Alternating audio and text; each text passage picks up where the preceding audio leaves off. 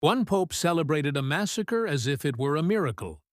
On August 24, 1572, thousands of French Protestants were slaughtered in the St. Bartholomew's Day massacre. The news reached Pope Gregory XIII. Instead of mourning the loss of life, he ordered cannons fired in celebration and commissioned a fresco of the killings inside the Vatican. The painting was meant to glorify the massacre, but it's so gruesome that even the Pope's successors have tried to hide it from view. But you and I can still see it today. This is the Secret History Files.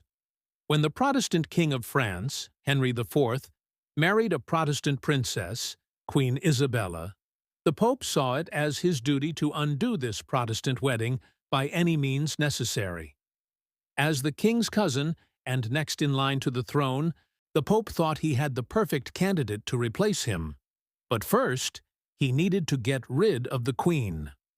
So on the night of August 24, 1572, while the king was away, the Pope ordered his guards to break into the Queen's room and drag her to the nearest church. There they drowned her in a bathtub, and the following morning the king returned to find his wife dead, and the streets of Paris flooded with the blood of Protestants. It was the worst anti-Protestant massacre in history. News of the killings reached the Pope, and instead of showing remorse, he celebrated with a 34-gun salute. He then commissioned a fresco to commemorate the event and to glorify the Catholic victory.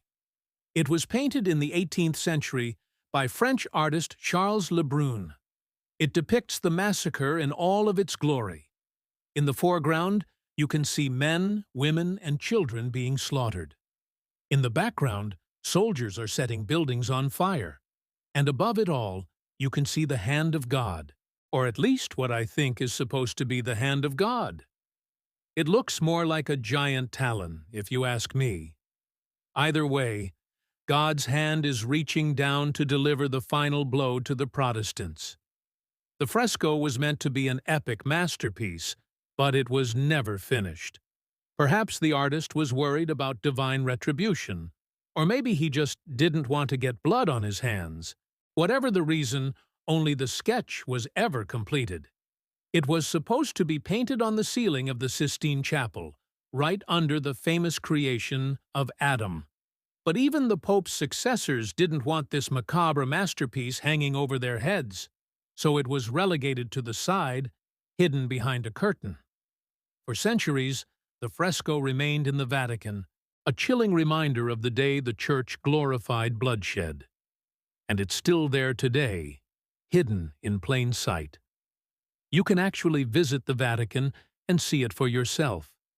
Just look for the painting of the massacre that God wants you to forget. Thanks for watching.